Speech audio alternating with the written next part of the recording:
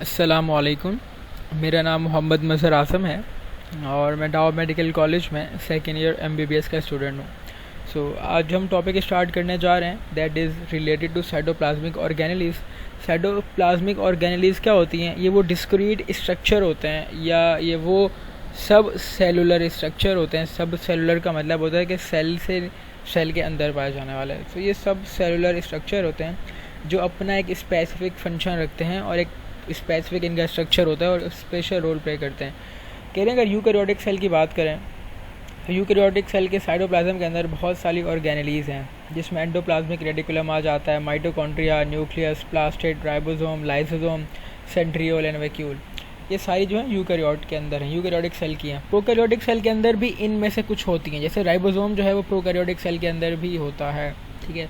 But जो double membrane वाली है ना, जो एंडोप्लाज्मिक रेटिकुलम है, माइटोकॉन्ड्रिया है, न्यूक्लियस है, ठीक है, और ये जो न्यूक्लियस ये सारी चीज़ें जो होती हैं वो प्रोकैरियोटिक के अंदर नहीं होती। तो एंडोप्लाज्मिक रेटिकुलम नहीं होता वहाँ पर, माइटोकॉन्ड्रिया नहीं होते, न्यूक्लियस नहीं होता वहाँ पर, और इसके साथ साथ जो आपके साइटोस्केलेटन का नेटवर्क है वो भी प्रोकैरियोटिक के अंदर नहीं पाया जाता। याद रखना, साइटोस्केलेटन प्रोकैरियोट्स के अंदर नहीं पाया जाता। एंडोप्लाज्मिक रेटिकुलम से स्टार्ट करते हैं। देखो, एंडो का मतलब होता है इनसाइड, प्लाज्मा का मतलब होता है वो चीज़ विच इज़ फॉर्म्ड सब्सटेंस, या रेटिकुलम का मतलब होता है नेटवर्क। एंडोप्लाज्मिक रेटिकुलम जो है एक ऐसा नेटवर्क है जो आपके साइटोप्लाज्म के अंदर मौजूद होता है। ये एक तरह का ट्यूब लाइक नेटवर्क है, ये ट्यूब्स की फॉर्म में यहाँ पर नज़र आ रहा होगा आपको, जो बहुत सारे सिस्टर्नी से मिलकर बना होता है, ठीक है। तो ये जो नेटवर्क होता है ना, ये न्यूक्लियर मेम्ब्रेन से शुरू होता है और सेल की साइटोप्लाज्म, सेल की जो सेल मेम्ब्रेन है वहाँ तक जाता है और ये पूरे उसमें फैला रहता है। इसके बहुत सारे फंक्शंस हैं। इसकी दो टाइप्स होती हैं, स्मूथ एंडोप्लाज्मिक रेटिकुलम और रफ़। जो रफ़ वाली होती है उसको रफ़ इसलिए कहते हैं बिकॉज उसके ऊपर राइबोसोम्स मौजूद होते हैं, और स्मूथ वाली को स्मूथ इसलिए कहते हैं बिकॉज उसके ऊपर राइबोसोम मौजूद नहीं होते। स्मूथ का बेसिकली काम ये होता है कि वो स्टेरॉइड वगैरह बनाती है, स्टेरॉइड की सिक्रीशंस हो गई, या ऑयल्स वगैरह बनाना, या लिपिड्स वगैरह बनाना, ये सब। और जो आपका एंडोप्लाज्मिक रेटिकुलम है, इसका ओवरऑल फंक्शन देखें तो ये डिटॉक्सिफिकेशन में रोल प्ले करता है, ये एक नेटवर्क बनाता है, ये स्ट्रक्चरल सपोर्ट भी देता है। Elaborated tube like system of lipoprotein, ये लिपोप्रोटीन का स्ट्रक्चर पूरा नेटवर्क है। लिपोप्रोटीन का मतलब है कि लिपिड और प्रोटीन से मिलकर बना है। तो आपका एंडोप्लाज्मिक रेटिकुलम जो है एक ट्यूब लाइक नेटवर्क है लिपोप्रोटीन का, ठीक है, जिसमें बहुत सारे चैनल्स की फॉर्म में, देखो ये चैनल्स की फॉर्म में स्ट्रक्चर मौजूद है, ठीक है, जो प्लाज्मा मेम्ब्रेन से स्टार्ट होता है यहाँ पर और जाता है न्यूक्लियर मेम्ब्रेन तक।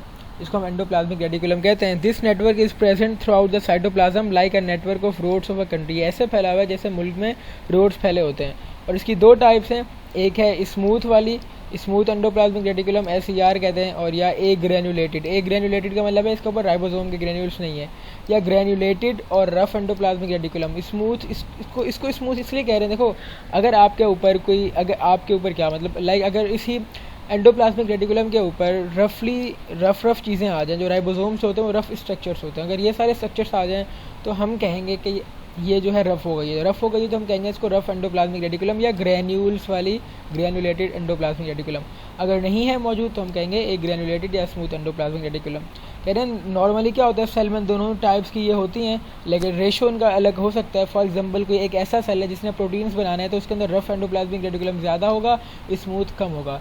लेकिन कुछ सेल्स ऐसे होते हैं जिनमें सिर्फ एक तरह का ये पाया जाता है, या तो उसमें स्मूथ होगा या रफ़ होगा। और इसकी एक एग्जाम्पल है आपका स्केलेटल मसल्स। जो आपकी मसल्स होती हैं उनके सेल्स लाइक फाइब्रस सेल। तो फाइब्रस सेल जो है ना स्केलेटल मसल्स के, उनमें सिर्फ स्मूथ वैरायटी होती है, ये MCQs का पॉइंट है।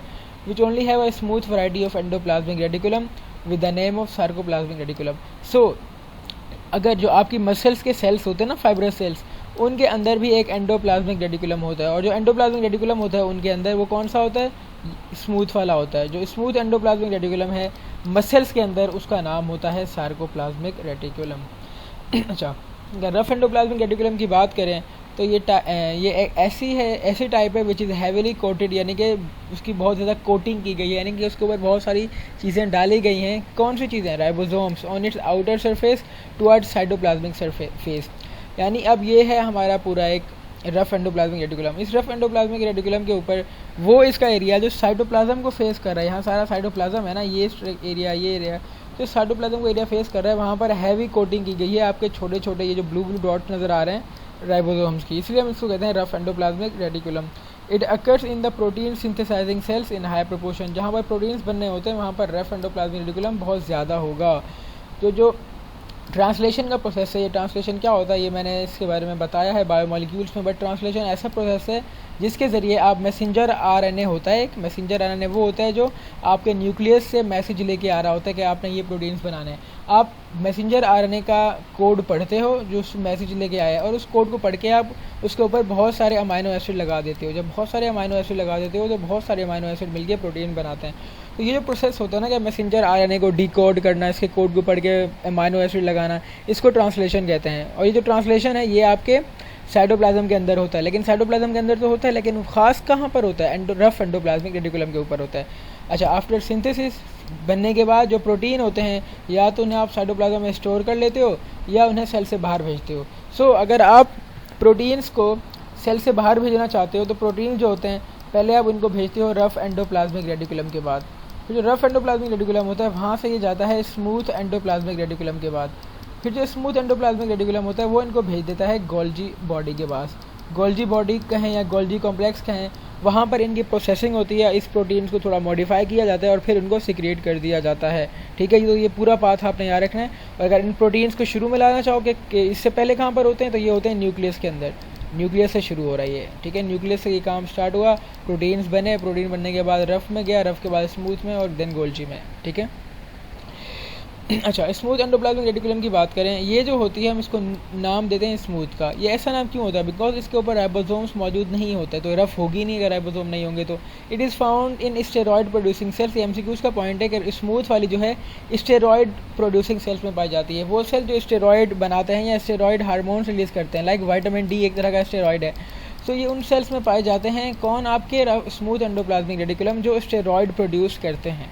इन सेल्स में कौन से आते हैं? आपके एडिपोज सेल्स यानी कि फैट सेल्स, उनके अंदर स्मूथ एंडोप्लाज्मिक रेटिकुलम बहुत होता है। आपके लीवर के सेल्स उसमें बहुत ज़्यादा होता है। आपके इंटरस्टिशियल के सेल्स, ठीक है, interstitium is like matrix type का स्ट्रक्चर, यानी कि इंटरस्टिशियम यार आप ये समझ लो कि दो सेल के बीच में जो एरिया होता है उसको हम इंटरस्टिशियल फ्लूइड कहते हैं, और वो वहाँ पर जो सेल्स मौजूद होंगे हम उनको इंटरस्टिशियल सेल्स कहेंगे। Glycogen storing cells of liver, liver के जो ग्लाइकोजन स्टोरिंग सेल्स होते हैं, यानी कि वहाँ वो लीवर का वो एरिया जहाँ पर देखो कार्बोहाइड्रेट जो होता है ना, ग्लूकोज आप जब स्टोर करते हो अपनी बॉडी में उसको ग्लाइकोजन की फॉर्म में स्टोर करते हो। सो हमारे लीवर के अंदर जहाँ पर ग्लाइकोजन स्टोर होता है ना, हम उनको कहते हैं ग्लाइकोजन स्टोरिंग सेल्स। उन ग्लाइकोजन स्टोरिंग सेल्स में भी स्मूथ एंडोप्लाज्मिक रेटिकुलम बहुत ज़्यादा पाया जाता है, और मसल्स के अंदर भी स्मूथ एंडोप्लाज्मिक रेटिकुलम बहुत होता है। और जो मसल्स का स्मूथ एंडोप्लाज्मिक रेटिकुलम होता है हम उसको सार्कोप्लाज्मिक रेटिकुलम कहते हैं। इसका काम क्या है? एक तो जो स्मूथ वाला है इसका एक खास काम है, ये कैल्शियम को स्टोर करता है। ये जो सार्कोप्लाज्मिक रेटिकुलम होता है ना मसल्स के अंदर, ये कैल्शियम को स्टोर करता है, और ये जो सार्कोप्लाज्मिक रेटिकुलम है वो दरअसल स्मूथ एंडोप्लाज्मिक रेटिकुलम ही है। और इसके साथ साथ ये क्या करता है? ऑयल्स की सिंथेसिस होती है, फॉस्फोलिपिड की सिंथेसिस करता है, इसके साथ साथ स्टेरॉइड बनाता है। स्मूथ एंडोप्लाज्मिक रेटिकुलम जो है ना वो मैकेनिकल सपोर्ट भी देता है। क्या? मैकेनिकल सपोर्ट भी प्रोवाइड करता है सेल को।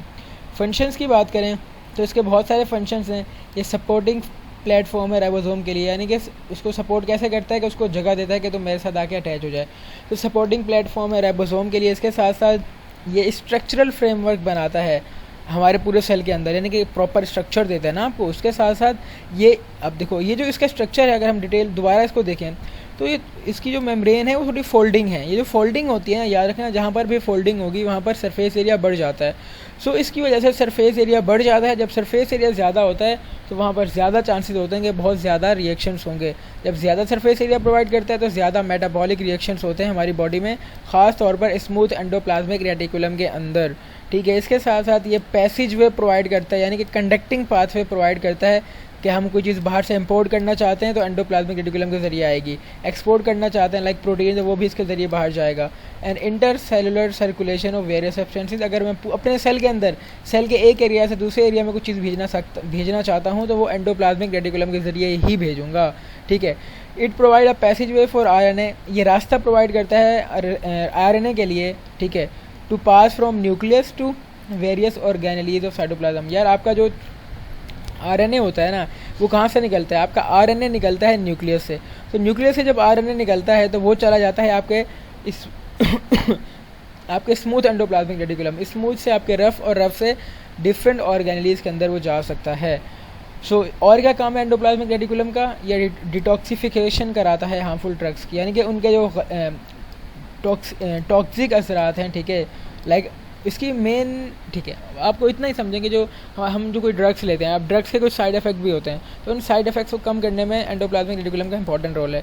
तो डिटॉक्सिफिकेशन कराता है हार्मफुल ड्रग्स की, स्टोरेज कराता है और रिलीज़ कराता है कैल्शियम का। तो कैल्शियम स्टोरेज एंड रिलीज़ बहुत इंपॉर्टेंट फंक्शन है, ड्रग्स की डिटॉक्सिफिकेशन बहुत इंपॉर्टेंट फंक्शन है, ऑयल्स और फॉस्फोलिपिड का बनाना और स्टेरॉयड का बनाना भी इंपॉर्टेंट फंक्शन है, लिपिड्स का मैन्युफैक्चर, और ख़ास तौर पर एंडोप्लाज्मिक रेटिकुलम गोल्जी अपैरेटस बनाता है या गोल्जी कॉम्प्लेक्स का हो, एक ही बात है, ये MCQs का पॉइंट है। लेकिन कौन सा? जो आपका स्मूथ एंडोप्लाज्मिक रेटिकुलम है ना, स्मूथ एंडोप्लाज्मिक रेटिकुलम ये एक चीज़ बनाता है। जो आपका स्मूथ एंडोप्लाज्मिक रेटिकुलम है ना, ये क्या बनाता है? ये बनाता है गोल्जी बॉडी। ये क्या बनाता है? Golgi body. गोल्जी बॉडी का दूसरा नाम क्या है? Golgi complex. तीसरा नाम क्या है? Golgi apparatus. तो ये सारी जो नाम है, गोल्जी अपैरेटस या गोल्जी बॉडी या गोल्जी कॉम्प्लेक्स, ये कहाँ से बनता है? स्मूथ एंडोप्लाज्मिक रेटिकुलम से बनता है, दैट इज़ द MCQs। और जो स्मूथ एंडोप्लाज्मिक रेटिकुलम होती है ना, वो देखो होता ही है, मैंने पहले भी ये बात बताई है कि रफ़ एंडोप्लाज्मिक रेटिकुलम से प्रोटीन जाते हैं स्मूथ में और स्मूथ से जाते हैं गोल्जी बॉडी में। तो जो स्मूथ एंडोप्लाज्मिक रेटिकुलम होती है ना, ये रफ़ एंडोप्लाज्मिक रेटिकुलम से प्रोटीन्स लेती है और उन्हें गोल्जी बॉडी में भेज देती है अपने अंदर से गुजारते हुए, ठीक है। सो ये था हमारा एंडोप्लाज्मिक रेटिकुलम का टॉपिक, और ये इंपॉर्टेंट सवाल है, शॉर्ट के लिए आपके पेपर में आ सकता है फर्स्ट ईयर वालों, so you should prepare this topic. और मैं बात करूँ MD-CAT के लिए हवाले से, तो इसमें जो रफ़ और स्मूथ के फंक्शन है ना, ख़ास तौर पर स्मूथ के फंक्शन आपने इसे याद रखने हैं, ठीक है, कि स्टेरॉयड वगैरह बनाना, कैल्शियम स्टोर करना, ठीक है, ड्रग्स को डिटॉक्सीफाई करना, और इसके साथ साथ स्मूथ जो होता है वो रफ़ एंडोप्लाज्मिक रेटिकुलम से प्रोटीन लेता है और उसको भेज देता है गोल्जी बॉडी में, ठीक है। सो मैं उम्मीद करता हूँ कि आपको ये वीडियो पसंद आई होगी, और फिर इंशाल्लाह मिलेंगे नेक्स्ट वीडियो के साथ। तब तक के लिए अल्लाह हाफ़िज़।